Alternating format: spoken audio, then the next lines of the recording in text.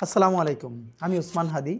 আসন্ন জাতীয় সংসদ নির্বাচনে ঢাকা ৮ আসনে স্বতন্ত্র এমপি পদপ্রার্থী। আপনারা যারা আমাকে চেনেন বা আমার ব্যাপারে কিছুটা খোঁজখবর রাখেন, দীর্ঘদিন ধরে বিভিন্ন পোস্টের কমেন্টে এবং আমাদের ইনবক্সে প্রচুর টেক্সট করেছেন অনেকে যে অনেকেই চান ছোটবেলা থেকে এখন পর্যন্ত আমরা যেভাবে বেড়ে উঠেছি আমি এই গল্পটা শুনতে চান। বিভিন্ন শোতে, পডকাস্টে কখনো কখনো আংশিক গল্প করার সুযোগ হয়েছে, কিন্তু যেহেতু এই গল্পটা বড় জীবনের গল্প, তো একটা শোতে বা একটা সিজনেও বলা খুব কঠিন।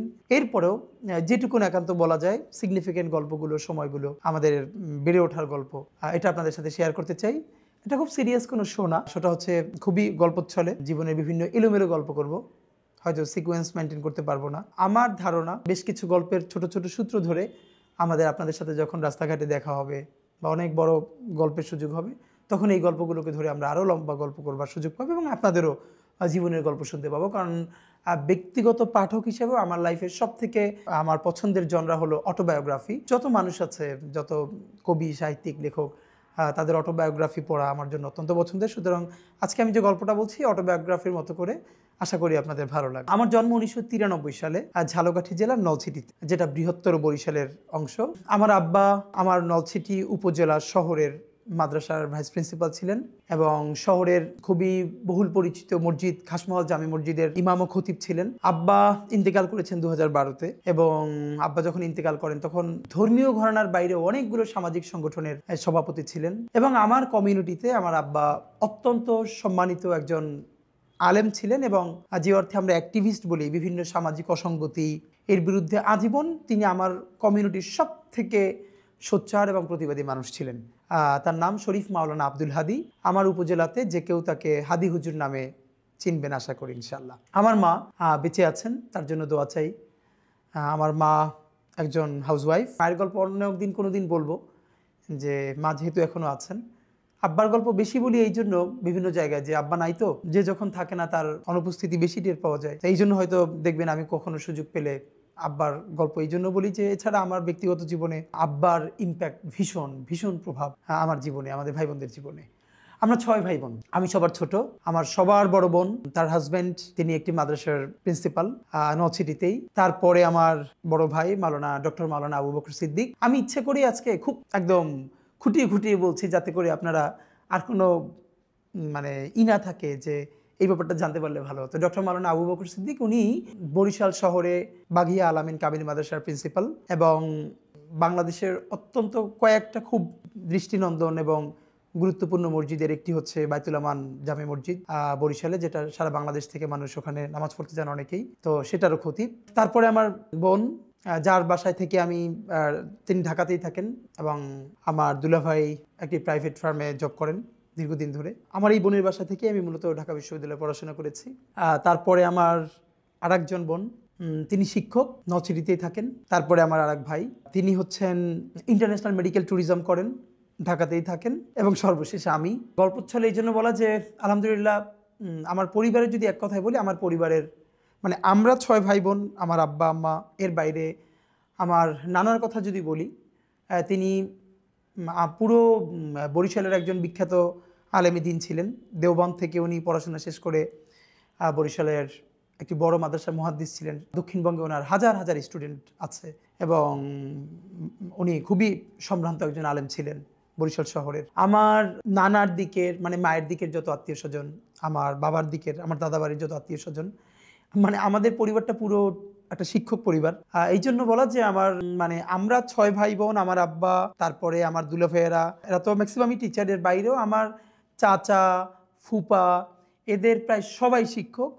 আবার আমার নানা বাড়িরও আমার খালুরা, আমার মামারা, এরাও প্রায় সবাই শিক্ষক। সেই হিসেবে একদম মানে আমাদের পুরো জার্নিটাই একটা শিক্ষক পরিবারের সাথে, শিক্ষক পরিবারে বেড়ে ওঠা। পড়াশোনার ক্ষেত্রে একটু যেটা বলা যে আমি জীবনে যদি খুব ব্লেসড, আল্লাহ তাআলার ভীষণ রহমত প্রাপ্ত একজন আমি মনে করি। এই জন্য কারণ আল্লাহ অনেককেই ভালো পরিবার দেয়, ভালো শিক্ষা প্রতিষ্ঠান হয় না। আবার ভালো পরিবার এবং শিক্ষা প্রতিষ্ঠান হয়, অনেকের জীবনে খুব ভালো বন্ধু হয় না। আমি সম্ভবত আল্লাহর সেই সব রহমতপ্রাপ্ত বান্দাদের একজন, যার প্যারালালি আমি জীবনের শ্রেষ্ঠ 3টা জিনিস পেয়েছি। প্রথমত আমার পরিবার। এই জন্য বলা যে মানে শুধু পরিবার না, যে আমার আজকের যে গ্রুমিং, আজকের যে বেড়ে ওঠা, এর বুনিয়াদটা পরিবারে। শুধু পরিবারে না, চর্চাটা ভীষণভাবে। এরপরে আমার শিক্ষা প্রতিষ্ঠান, যেটা নিয়ে একটু পরে লম্বা গল্প করব। এর সাথে আমি যাদের কথা আজকে বলতে চাই, আমার বন্ধুরা। সেই ছোটোবেলা থেকে আজ পর্যন্ত আমি এত ভালো বন্ধু জীবনে পেয়েছি, যারা এখন অনেকেই সারা বাংলাদেশের অনেকে ইউনিভার্সিটির টিচার, ডাক্তার, ইঞ্জিনিয়ার, বিভিন্ন জায়গায় অনেকে চাকরি বাকরি করছেন, যে যার জায়গায় খুব বেশি দেশের জন্য কন্ট্রিবিউট করছেন। তো আমার বন্ধুরা, এবং ছোটোবেলা থেকে আজ পর্যন্ত যারা আমাকে ভীষণ ভীষণ ভীষণ ভালোবাসে, সাপোর্ট করে। তো যেটা আমার জীবনের সবথেকে বড় আনন্দের, আমরা বিশেষ করে ভাই বোন, আমরা 6 ভাই বোনের মধ্যে 4 ভাই বোনই হোস্টেলে থেকে পড়াশোনা করেছি। আমারটা একটু পরে বলছি। আমার বড় ভাই, তিনি একই সাথে মাদ্রাসা থেকে কামিল পাশ করে বোর্ড স্টান করেছেন প্রতিবারে। তারপরে কুষ্টিয়া ইসলামী বিশ্ববিদ্যালয় থেকেও আবার পড়াশোনা শেষ করেছেন এবং ওখান থেকে পিএইচডি শেষ করেছেন, এবং তিনি অনার্স মাস্টার্সে ফার্স্ট ক্লাস ফার্স্ট হয়ে রাষ্ট্রপতির কাছ থেকে স্বর্ণপদক প্রাপ্ত হয়েছেন। আমার মেজো ভাই, তিনিও জগন্নাথ বিশ্ববিদ্যালয় থেকে তার ডিপার্টমেন্টে ফার্স্ট ক্লাস ফার্স্ট হয়েছেন এবং ডিনস অ্যাওয়ার্ড পেয়েছেন। আমার ছোট আপু, যে আমার ইমিডিয়েট বড়, সেও আলিম, মানে ইন্টার পরীক্ষায় বাংলাদেশের সম্মিলিত মেধা তালিকায় মাদ্রাসা শিক্ষা বোর্ডে মেয়েদের মধ্যে প্রথম স্থান অধিকার করেছিল। আর আমার পড়াশোনাটা হচ্ছে এগুলো এই জন্য বলা যে আমাদের এই জার্নিটা, আমরা ভাই বোন, আমাদের পড়াশোনা আমাদেরকে এভাবে গ্রো করতে সাহায্য করেছে। এই জন্য একদম ঘরের গল্প আপনাদের সাথে করছি, যাতে লম্বা সময় নিয়ে কেউ চাইলে শুনতে পারেন। আমি ক্লাস 1 to 3 আমি আমার নলছিটিতে আব্বার মাদ্রাসায় পড়েছি। 1 to 3-তে পড়বার পরে আমি বাংলাদেশের সেরা হাতে গোনা কয়েকটি মাদ্রাসার একটি হচ্ছে ঝালকাঠি এনএস কামিল মাদ্রাসা, যেটা অনেকে নেসারাবাদ মাদ্রাসা নামে পরিচিত। এটা হচ্ছে আমার জেলা শহরে, আমার বাড়ি উপজেলাতে। তো 3-র পরে আমি নেসারাবাদে গিয়ে ভর্তি হই, কারণ তখন আমার বড় ভাই এবং মেজো ভাই দুজনেই নেসারাবাদে পড়ছিলেন। তখন সারা বাংলাদেশের মধ্যে হাতে গোনা 2-1টি মাদ্রাসার মধ্যে নেসারাবাদ মাদ্রাসা ছিল। তা আমি ক্লাস 4-এ নেসারাবাদে ভর্তি হই। তো তার আগে 1 to 3 ছোট কিছু যে গল্প বলে যাওয়া দরকার। আব্বার মাদ্রাসায় পড়েছি, বাসা থেকে, যেহেতু আমাদের বাসা নলছিটি শহরেই ছিল, একদম মাদ্রাসা থেকে কাছে। আর আব্বা সবার কাছে অত্যন্ত সম্মানিত ব্যক্তি হবার কারণে, এবং আমার ভাই বোনরাও সবাই পড়াশোনায় ভালো থাকার কারণে, এবং মানে সবাই সমাজে আমাদেরকে ভীষণ ভালোবাসতো, আদর করতো। আমরা ভীষণ স্নেহ পেয়ে বড় হয়েছি পুরো সোসাইটির। তো আমি এখন যে গল্পটা সবথেকে আমার জন্য গুরুত্বপূর্ণ, সেটা হলো এই যে অনেকেই জিজ্ঞেস করে যে আমাদের এই যে আজকে পলিটিক্যাল কনসাসনেস এটা গ্রো করলো কিভাবে। আমি এটা অনেকবার বলেছি বিভিন্ন সাথে, আজকেও বলি যে আমার পলিটিক্যাল গ্রুমিংয়ের সাথে বিএনপির নামটা ভীষণভাবে জড়িত। নলছিটিতে কুড়িপট্টিতে আমাদের বাসা ছিল, যেটা নদী ভাঙনে আমাদের বাড়িটা ভেঙে গেছে। এটা আমাদের জীবনের বড় ট্র্যাজেডি। কুড়িপট্টিতে আমাদের বাসা থেকে 1 মিনিট দূরত্বে আমাদের উপজেলা বিএনপির অফিস ছিল। এবং আমার খুব মনে আছে যে আমার সাথে বন্ধুরা যখন দিনে খেলাধুলা করতে যেত, অফকোর্স আমিও খেলতে যেতাম, কিন্তু দেখা গেছে অন্য গল্প বা আড্ডার সময় আমি কম যেয়ে আমি বিএনপি অফিসে গিয়ে বসে থাকতাম। বড় ভাইয়েরা, ছাত্রদলের বড় ভাইয়েরা গল্প করতেন, বিভিন্ন পলিটিক্যাল গল্প করতেন, আমি বাসায় বসে সেই গল্প শুনতাম। সুবিধা ছিল যেহেতু আব্বাকে সবাই খুব সম্মান করতো, আমাদের পরিবারের একটা আমাদের প্রতি সবার ভালোবাসা ছিল। তা আমি গেলে সবাই পার্টি অফিসে আদর করতো, বসতে দিত। তো আজকে আমার খুব মনে পড়তেছে যে আমি তো প্রচুর চা খাই। এই কথাটা মানে এখন বলতেছি এই জন্য যে আমার সাথে যারা থাকে আপনি জানেন যে প্রচুর চা খাই। তো সেদিনকে কিছুদিন আগে শাহবাগে সকালে গেছি একটা কাজে, দেখি 7-এর বা 6-এর একটা মেয়ে ওই স্কুলে যাবে, দাঁড়িয়ে আছে ওখানে ও গার্ডিয়ানের সাথে। তো মনে হয় সম্ভবত বাস আসতে দেরি করতেছে, স্কুল বাস। ও ওখান থেকে চা কিনে চা খাচ্ছে। আমার দেখে এত শান্তি লাগছে, আমি ওরে গিয়ে বললাম তুমি আর 1 কাপ চা খাবো, আমি কিনে দিই, আমার খুব দেখতে ভালো লাগতেছে। এর কারণ আমি সম্ভবত মানে আমার লাইফের গল্প বললে চা খাওয়ার গল্প না বললে আসলে কমপ্লিট হবে না। আমি যখন 2 বা 3-তে পড়ি তখন আমার মনে আছে আমাদের এলাকায় 2 ধরনের চা, মানে বলতো যে সিঙ্গেল চা, ডাবল চা। সিঙ্গেল চা 1 টাকা, মানে হাফ কাপ বা একটু বেশি, আর ডাবল চা 2 টাকা। তো সেই আমলে আমি কাউরি দেখিনি আমার বয়সের যে দোকানে গিয়ে চা খেত। আমি দোকানে যেতাম, ডাবল চা নিতাম এবং পিরিচের উপরে চা ঢেলে পায়ের উপরে পা তুলে তারপরে খেতাম ক্লাস 2-তে 3-তে। বড়রা আমার দিকে তাকাই দেখতেন, আমার ভীষণ ভালো লাগতো যে আমি দোকানে চা খেতে যাচ্ছি। তো সেই যে চা খাওয়া শুরু, তারপর থেকে তো মানে এখন পর্যন্ত চায়ের উপরে আছি। যেই গল্পটা বলা দরকার সেটা হলো যখন 2-3-তে পড়ি বিএনপির অফিসে, তখন বিএনপি বিরোধী দল, সম্ভবত 2000 সন এরকম চলে, 1999 2000 এরকম। তখন মানে দেশে যে রাজনীতির পরিবেশটা ছিল, এইটা আমি এখন খুব আঁচ করতে পারি এই জন্য যেহেতু আমার একটা মফস্বল শহরে বেড়ে ওঠা। তখন যখন হরতাল হতো, বিএনপি যখন বিরোধী দল হিসেবে হরতাল ডাকতো, আপনারা আমার ধারণা যখন সেই সময়টা বড় হয়েছেন, মানে আমি যখন আমার শৈশবের কথা বলছি তখন আপনারা যারা আরও বড়, তখন নিশ্চয়ই এই গল্পগুলো রিলেট করতে পারবেন। আমি তখন মনে আছে যে হরতাল ডাকলে দুটো কাজ হতো। হরতালের আগের দিন সন্ধ্যার পরে আমাদের শহরে মশাল মিছিল হতো, বিএনপির পক্ষ থেকে হরতাল সফল করবার জন্য মশাল মিছিল করা হতো, এবং আগের দিন টেম্পুতে করে মাইকিং করা হতো আগামীকালকের হরতাল সফল হোক সফল হোক। আমার দুইটা ব্যাপার খুব মনে আছে। একটা হলো আগের দিন যখন মাইকিং করা হতো টেম্পুতে আগামীকালকের হরতাল সফল হোক সফল হোক, আমিও বড় ভাইদের সাথে টেম্পুতে উঠে যেতাম এবং আমি তাদের সাথে পাশে বসে মাঝে মধ্যে এরকম বলতাম। তখন আমার বলতো, যখন গ্রামের দিকে যেত যে তুমিও বলো, তখন আমি মনে আছে আমি ক্লাস 3-তে পড়ি, আমিও মাইকে বলতাম যে আগামীকালকের হরতাল সফল হোক সফল হোক। সন্ধ্যার পরে মশাল মিছিলটা আমার জীবনে ভীষণ ইম্প্যাক্ট ফেলছে। আপনারা জানেন যে আমরা যখন এই সময়টা বড় হয়েছি, মফস্বল শহরে নিয়ম ছিল বিকেলে যেথায় যাই খেলাধুলো করি, মাগরিবের আজানের সাথে সাথে বাসায় ফিরতে হবে।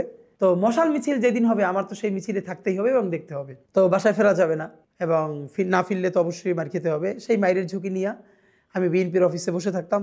সন্ধ্যার পরে মশাল মিছিল শুরু হতো, সেই মশাল মিছিল করতাম। আবার লুকাই লুকাই করতে হতো, কারণ এর মধ্যে আব্বা বা বাসার অন্যরা দেখে ফেললে তো ধরে ফেলবে। তো মশাল মিছিল শেষে সবাই যখন বাসায় ফিরতো, আমি ফিরতাম না। এর কারণ হলো নলছিটির চৌমাথা আছে, যেখানে মিছিলটা শেষ হয়ে সংক্ষিপ্ত একটা বক্তৃতা হতো, সেখানে খুব কম লোক থাকতো, 20-30 জন। ওইখানে আবার কয়েকজন সংক্ষিপ্ত বক্তৃতা করে প্রোগ্রামটা শেষ করতেন। আমার ভীষণ মনে আছে একজনের কথা, আমি অনেকবার বলেছি। তখনকার নলছিটি ছাত্র দলের সভাপতি তৌহিদ আলম মান্না ভাই, বক্তৃতা এবং স্লোগান যে একটা আর্ট হইতে পারে, এটা আমি জীবনের প্রথমে মান্না ভাইকে দেখে আমার মনে হয়েছে।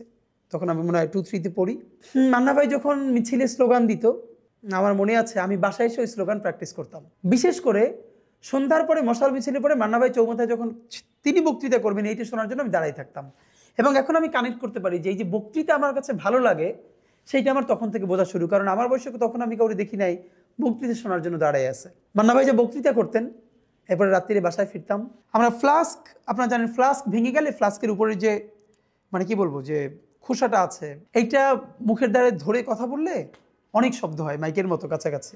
আমার মনে আছে যে আমি বাসায় ফিরে সেই মিছিল, স্লোগান, বক্তৃতা এগুলো প্র্যাকটিস করতাম। পরের দিন যখন হরতালে পিকেটিং শুরু হতো, আমাদের বাসার সামনে যে শুরু হতো, যেহেতু বিএনপি অফিসের সামনে, তারা হাঁটতো রাস্তায়, তো আমিও তাদের সাথে বের হতাম। তো এই গল্পটা আপনাদের এই জন্য বলা যে এই যে মিছিল, মিটিং, স্লোগান, মশাল মিছিল আমার বাসার পাশে বিএনপি অফিস হওয়ার ফলে আমাকে ভীষণ আন্দোলিত করেছিল। এবং এমনভাবে আন্দোলিত করেছিল, আমি যখন সম্ভবত ক্লাস 4 বা 5-এ পড়ি, তখন 2001-এর জাতীয় নির্বাচন, যে নির্বাচনের মধ্য দিয়ে বিএনপি 4 দলীয় জোট ক্ষমতায় আসে। তখন আমি সব থেকে ক্ষুদে অ্যাক্টিভিস্ট। এলাকায় বন্ধু বান্ধবদেরকে নিয়ে প্রচুর ধানের শীষের মিছিল দেই। আমাদের ওখানে তখন বিএনপির পক্ষ থেকে নির্বাচন করলেন ইসরাত সুলতানা ইলেন ভুট্টো। উনি বিএনপির প্রার্থী হলেন, ভুট্টো সাহেবের স্ত্রী। এবং উনি যখন নলছিটিতে এরকম একটা সভা করলেন, তো যেহেতু আমার এলাকার সবাই জানে যে আমি এইরকম মিছিল দেই, বক্তৃতা করি, তো আমি সেই সমাবেশে গেছি। কে যেন বলে উঠলো যে হাদি হুজুরের ছেলে, ওরে স্টেজে উঠাই দাও, ও বলবে। এবং সবাই আমার ধরে উঠাই দিল। ছোটোবেলা থেকে আমার মধ্যে ভয় জিনিসটা ছিল না, এবং আমি বিএনপির ধানের শীষের জন্য একটা বড় বক্তৃতা করে ফেললাম। দুটো ব্যাপার ছিল, হাদি হুজুরের ছেলে, এই জন্য সবাই তো এমনিতেই ভালোবাসতো। তো আমার মনে আছে যে ইলেন ভুট্টো খুশি হয়ে আমাকে, টাকার পরিমাণ মনে নাই, কিন্তু একটা ভালো অঙ্কের টাকা গিফট দিচ্ছিলেন স্টেজে বসে, এবং সেইটা নিয়ে বন্ধু বান্ধবদেরকে নিয়ে আবার মিছিল করে করে বাসায় ফিরে আসছি। তো এই মিছিল, মিটিংটা, স্লোগান ছোটোবেলা থেকে আমাদের জানিয়েছে। আমার উপজেলায় যারা আমাকে চেনে তারা সবই এই গল্পগুলো জানে, আমাকে রিলেট করতে পারবেন নিশ্চয়ই। এরপর আমি তো নেসারাবাদে ভর্তি হয়ে গেলাম, তখন সম্ভবত 2000 বা 2001 সাল, ক্লাস যখন 4-এ পড়ি। আমি নেসারাবাদে ভর্তি হওয়াটা আমার জীবনের সব থেকে এরপরে টার্নিং পয়েন্ট। সেই গল্পটা আপনাদের সাথে করতে হবে অনেক কারণে। বাংলাদেশ মাদ্রাসা শিক্ষা ব্যবস্থা, মাদ্রাসা সম্বন্ধে আমাদের ধারণা এবং আমার যে কালচারাল লড়াইয়ের সূচনা, এই গল্পটা শুনলে আপনারা নিশ্চয়ই কিছু একটা রিলেট করতে পারবেন। আমি আপনাদেরকে নেসারাবাদের গল্প বলবো, যখন আমি ক্লাস 4-এ ভর্তি হলাম।